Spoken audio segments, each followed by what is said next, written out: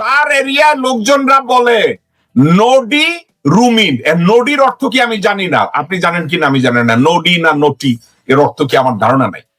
ওই এলাকার লোকজনরা বলে তারা নডি। আমি বললাম ভাই নডি নটি এটা কি, এর অর্থ কি?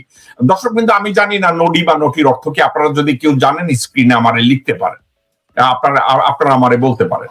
তো এখন এই নডি রুমিন সে বলে ইউনূস সরকার সার্বিকভাবে ব্যর্থ, ইউনূস সরকার দেশের কোনো উন্নতি করে না এবং যে কোনো মূল্যে ইউনূসকে তাড়াতাড়ি সরাইয়া তাড়াতাড়ি একটা নির্বাচন দেওয়া হোক, যাতে ওর ভাতা ভারত আইসা এখানে একটা ভাগ বসাইতে পারে।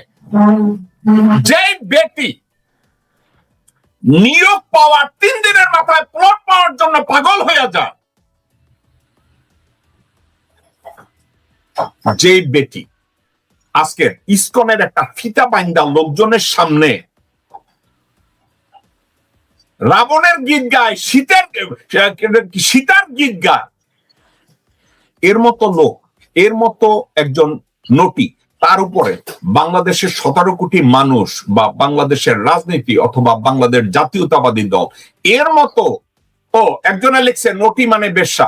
জাকির হোসেন সাহেব থ্যাংক ইউ, আমি নটির অর্থ জানতাম না, থ্যাংক ইউ, আপনি আমাকে যেটা শিখালেন, আপনাকে অনেক ধন্যবাদ।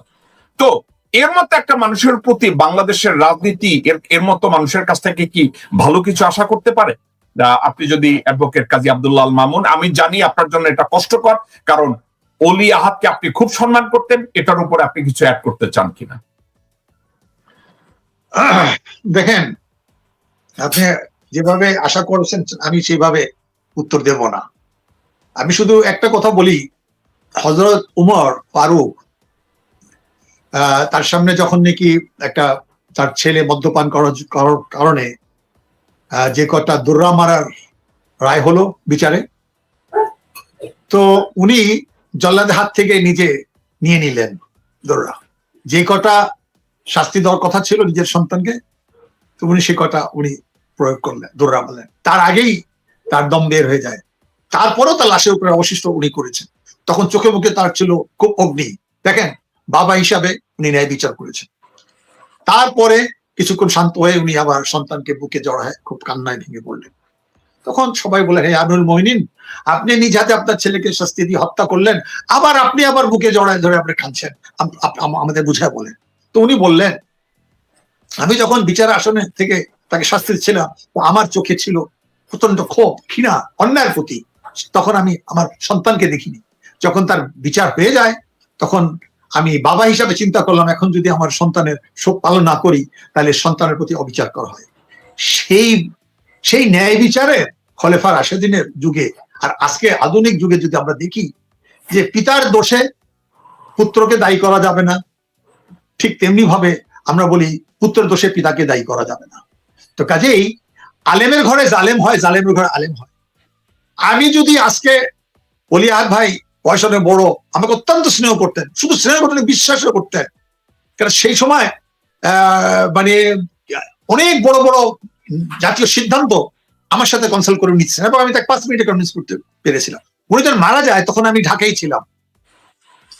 এবং এখনো অনেকেই মনে করে যে আপনার যে ভাষামতি ছিল, আমাদের পারিবারিক বন্ধু, আব্বার বন্ধু ছিল, একশো ভাষা আব্বা ভাষা নেতা ছিলেন। তো আগের দিনও হসপিটালে উনি সবার সামনে বললেন, তার স্ত্রী ছিল, উনি কিন্তু 1 নম্বর ফার্স্ট। যে কোনো কারণে তখন যুবলীগ ছিল, উনি ছিলেন সেক্রেটারি, প্রেসিডেন্ট ছিল তোহা সাহেব। যুবলীগরাই কিন্তু তখন বামপন্থী কমিউনিস্ট সাথে যুক্ত ছিলেন। তো ওনার বর্ণাঢ্য জীবন আছে, ত্রুটি বিচ্যুতি ইতিহাস মূল্যায়ন করবে। কিন্তু আপনি যেহেতু বললেন আমি খুব কাছের থেকে ছিলাম, হয়তো আমি তো হেজিট করবো না, আমি হেজিট করছি না, আমি তার সম্পর্কে কিছু জানি। একটা ঘটনা বললেই হয়, যখন নাকি আমরা হসপিটালে ছিলাম, সবাই বোঝানোর চেষ্টা করলো যে ওলিয়াদ ভাই তো বলে গেছিলেন বিভিন্ন আলোচনা বন্ধু বান্ধবের কাছে, যেসব ভাষা শহীদরা আজিমপুরে কবরস্থান আছে উনি তাদের সাথে। কিন্তু ওনার স্ত্রী এবং এই যে রোহিত ফারানা তারা কি অনেক রাজি না। তখন সবাই আমাকে ধরলো যে মোহন ভাই আপনি একটু অ্যাপ্রোচ করেন, হ্যাঁ, রোহিত ফারানার মা এবং ওনাকে বলেন, হ্যাঁ, আপনার কথা শুনে সবাই জানে যে ওলিয়াদ ভাইয়ের প্রতি আপনার কি প্রভাব ছিল। 6 দলের মধ্যে আমাদের বাক পাওয়া ছিল, কাজেই আপনি একটু বলেন। তো আমাকে সবাই বলার পর আমি গেলাম ভাবিকে বললাম, ভাবি দেখেন, আমি তো খুব কাছেই ছিলাম এবং সবাই আমাকে বললো বলার জন্য যে উনার যে অন্তিম ইচ্ছাটা ছিল, উনাকে ওইখানে দেওয়া হোক। কেন ওনার মানে পারিবারিক থেকে বিশেষ করে রুবিন ফারহানা বলছিল যে তাকে ওই বড় লোকদের ওই বনানী কবরস্থান দাও। তো উনি খুব বিনয়ের সাথে আমাকে বললেন যে রুবিন ফারহানাকে দেখায়, বললেন পাশে বসে যে এটা সে বললেন। সে তো চিৎকার করে সবাইকে সিন ক্রিয়েট করে আমাকেই বললো, আমি তাকে বললাম একই কথা, বললেন আমার বাবা আমার বাবা আমার বাবা। আমি শুধু আস্তে করে বললাম যে দেখুন বাবা আপনার হতে পারে বায়োলজিক্যালি, কিন্তু উনি কিন্তু আমাদের পিতৃতুল্য কিংবা বলেন আমাদের কমরেড ছিল, উনি সকলে, উনি ভাষা আন্দোলনের সিপাহী সালার ছিলেন। এই ব্যাপারটা আপনি আবার একটু বিবেচনা করেন। উনি তো করলেনই না। ঠিক কিছুক্ষণ পরে আপনার খবর আসলো যে বেগম খালেদা জিয়া দেশের বাইরে একটা সফরে ছিলেন, উনি এক এয়ারপোর্ট থেকে সরাসরি চলে আসতেছিলেন, ওই ফালুস অ্যাকম্পানি করলেন। নিচতলা হসপিটালের নিচে বেসমেন্টে রাখা হয়েছিল, তখন সব গেট বন্ধ করে দিয়ে গেল যাতে অন্য ভিড় না করে। ওখানে আমি কাছে ছিলাম, শফিল আলম প্রধান ওরা কাছে ছিল, সাইফুদ্দিন মনি ওনাদের পার্টির জেনারেল সেক্রেটারি ছাত্র নেতা ছিল, আমরা কয়েকজন থাকি।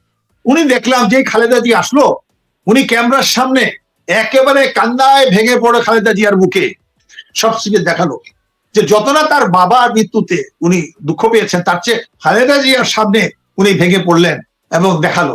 তো এখন এই মহিলা আমার কি বলবো, এখন বয়সের থেকে তো অনেক অল্প, সেও লয়ার, তো আমার তার প্রতি কোনো সিম্প্যাথি নাই।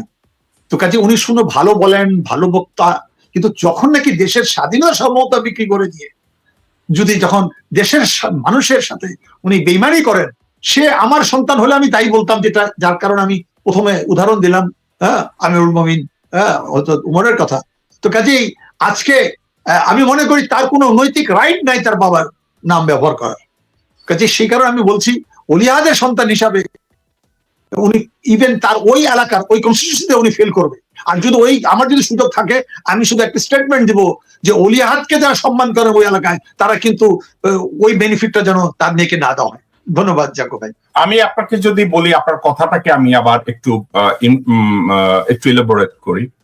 আপনি বলছেন যে যখন আপনি রুমিন ফারহানার মা এবং রুমিন ফারহানাকে অ্যাপ্রোচ করলেন যে তার মাটি কোথায় দেওয়া হবে, সে তখন চিল্লাইতেছিল আমার বাবা আমার বাবা আমার বাবা, কিন্তু ওই সময় কি তার চোখে পানি ছিল, নাকি আমার বাবা বলে তার অধিকার আদায়ের জন্য আমার বাবা বলে একটু অ্যাটেনশন চাচ্ছিল? আসলে কোনটা ছিল? আমার কাছে মনে হয় এটা মিশ্র প্রতিক্রিয়া, কিন্তু যত না তার বাবার প্রতি শ্রদ্ধা থাকতো, তাহলে ওখানে যারা উপস্থিত ছিল সব জাতীয় নেতারা, তাহলে এবং সবাই আমাকে বললেন যে আপনি বললে বোধহয় কাজ হবে। আমি যখন কনভিন্স করতে পারি নাই, এবং ওলিয়াদ বেগম সাহেব সেও তাকে কনভিন্স করতে পারে নাই, তা আমার মনে হয় যে যত না বাবার শোক, তার চেয়ে বেশি তার ক্ষমতা এবং প্রচারে করার জন্য সেটাই উনি দম্ভটাই বেশি ছিল। ওকে, এটা আমি জীবনে কখনো ভুলবো না। আচ্ছা, তাইলে বেগম জিয়া আসার পরে হঠাৎ জড়াই ধরে কাঁদলো, সে বুঝছে যে এবার এখন নাটকটা করতে পারলে একটা পজিশন মিলবে, নাটকটা ঠিক মতো করতে পারলে আমার একটা ফায়দা আছে, এই জন্য একেবারে কাইন্ডা পেশাব কইরা বমি কইরা চিতায় পড়ছে। বিষয়টা কি?